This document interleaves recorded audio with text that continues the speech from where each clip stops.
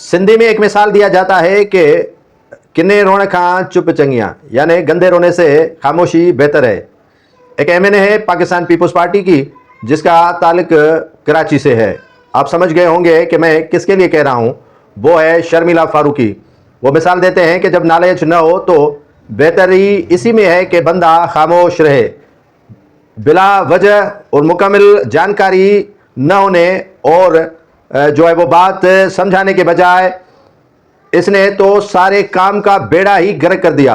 कौमी असेंबली में गुफ्तगू के दौरान बगैर किसी नॉलेज के शर्मिला फारूकी ने तो अपनी ही पार्टी की तजलील कर दी। ऐवान खाली हुआ तो मोहतरमा को बोलने के लिए कहा गया और कौमी असेंबली में उन्होंने चोलिस्तान की जो मनसूबाबंदी हो रही है, कैनाल निकाला जा रहा है, उस पर उन्होंने कहा कि अरसा में सिंध के मेंबर से ज़बरदस्ती इसी रिथा के लिए पानी मौजूद होने की रिपोर्ट दिलाई गई।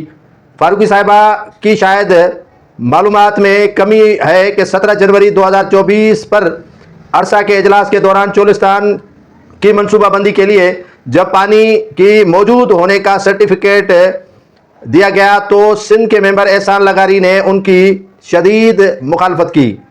उन्होंने कहा कि इस तरह जो है वो सिंध के साथ बड़ा जुल्म हुआ और उन्होंने अपना एतराज़ इस पर किया और सिंध सरकार को ये नोट भी उन्होंने भेज कर दिया।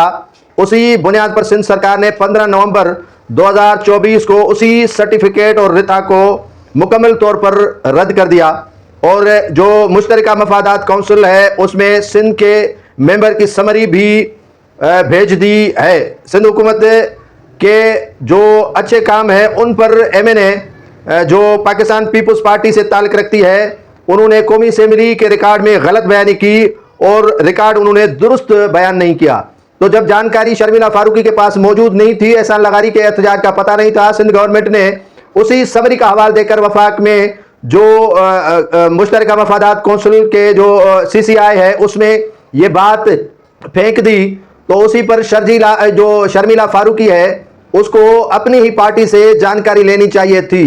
कौमी असेंबली में खिताब करना अलग है और पार्टी की रुसवाई करना एक अलग ज़िम्मे में आता है। यकीनन पाकिस्तान पीपुल्स पार्टी ऐसे कम अक्ल मेंबरान को लगाम ज़रूर डालेगा या उनके जो है वो इन मामलात का या इन बात का नोटिस लेगा कि इस तरह की गुफ्तगू पीपुल्स पार्टी के लिए बायस मुसरत नहीं, बायस ज़िल्लत है। जिसका नॉलेज, जिसका इल्म आपके पास मौजूद ना हो तो इससे खामोशी ही बेहतर है।